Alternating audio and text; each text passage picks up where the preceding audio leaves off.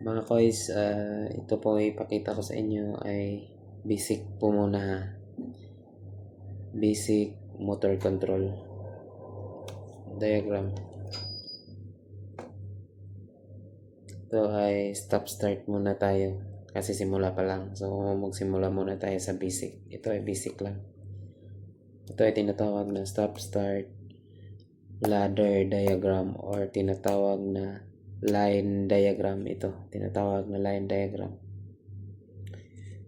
Okay, magsimula muna tayo dito. Dito muna sa ito ang line na to ay line 1. Mula sa line 1 papuntang push button na stop push button papuntang in ng start push button at saka ang out ng start push button ay papunta ng A1 o magnetic contactor coil. Ibig sabihin, magnetic contactor coil ay ang A1 at saka A2. At saka yung out naman ay nasa A2 papuntang number 95 means overload relay normally close. Ito po ang sign ng overload relay normally close. At saka ang out niya ay 96 papuntang line 2. Ito po yung line 2. Dito naman tayo sa ito. Ang bakit nandito to?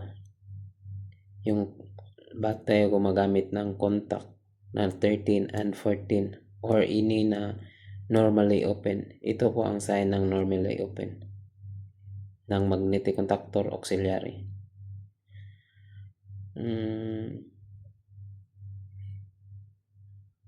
Ito ay start push button. So pag push mo, so may contact na. Pag bitaw mo, so bibitaw ulit. So pag push mo, may contact, ito gumagana. Pag bitaw mo, so ito hindi na gumagana. 'Di ba? So kaya ang gawin natin para ito ay magiging gumagana ito sa isang push lang. So maglagay tayo ng ito. Maglagay tayo ng auxiliary contact na 13 and 14. Yan ay normally open. Pag push mo nito, so may contact na ito. So itong magnetic contactor gumagana na.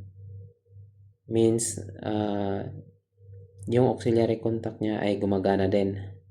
So pag gumagana yung auxiliary contact niya, ito ay nag-close na.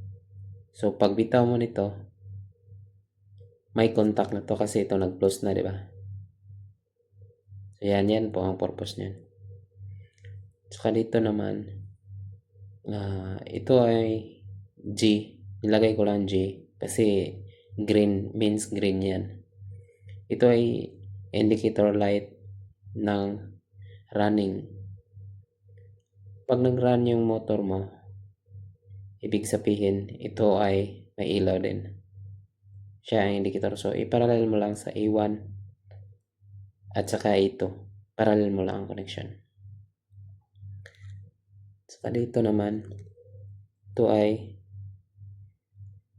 R. Nakalagay ay R. Nilagay ko lang R ay kasi red. So ibig sabihin red, standby. Ibig sabihin ang gamit nito ay indicator siya. Pag nag-ilaw to means di po gumagana yung motor mo. So means ito nag-ilaw. Para naman makita mo na malaman mo na di gumagana yung motor. So kukuha ka lang ng contact dito. Kukuha ka lang ng auxiliary contact na normally close. Ibig sabihin pag ito ay naka-standby, ito ay naka-close, di ba? So pag ito ay naka-standby, so ito ay naka-close agad. So nagbigay agad siya ng supply nito. Di ba? So nagbigay siya ng supply. So ito ay ilaw. Pag gumagana naman itong magnetic contactor natin, ito ay magiging open. So, wala ng contact. At pag ito ay gumagana, so ito ay iilaw din, di ba? Okay. Any shortage na nangyari dito sa circuit na to, sa connection na to, dito po si overload, siya po ay magiging open. Pag nakadetect siya ng overload or short circuit, 95 and 96 na normally close, ito ay overload relay ha. Ito ay contact ng overload relay. Ito ay contact ng overload relay na normally close. Ibig sabihin, pag normal po yung function ng circuit, ibig sabihin po ay ito ay nakakontak.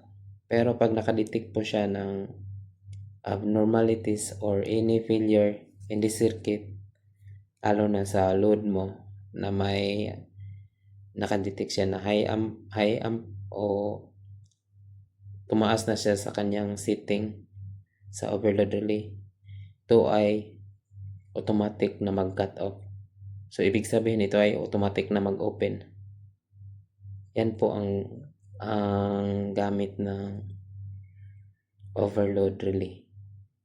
Mas mahalaga po ito pang protection ng mga equipment natin bago pa masira o masunog yung equipment mo o kaya motor. Kaya ito ang naging protection. Bago pa masunog, ito ay nakatrip na. So, safe na safe. Yung kanina din discuss natin ay yung motor control niya. Ito naman i-discuss natin ngayon ay ang power supply diagram with 3-phase supply. So ito po, line 1, line 2, at line 3. Ito ang sign na to ay ibig sabihin CB means circuit breaker. Circuit breaker po, marami kasing klaseng circuit breaker kaya CB na lang nilagay ko, circuit breaker. At saka itong susunod naman, ayan ang contact ng magnetic contactor. Yan ay magnetic contactor. It means magnetic contactor line 1, magnetic contactor line 2, magnetic contactor line 3. Saka ito naman ang sign na to ay overload relay. Ito ay overload relay. Napakahalaga po ng overload relay kasi siya po yung magiging protection ng equipment natin. Ayan. Overload relay. Ito po yung sign niya. Kaya dito papunta naman sa motor. 3-phase motor.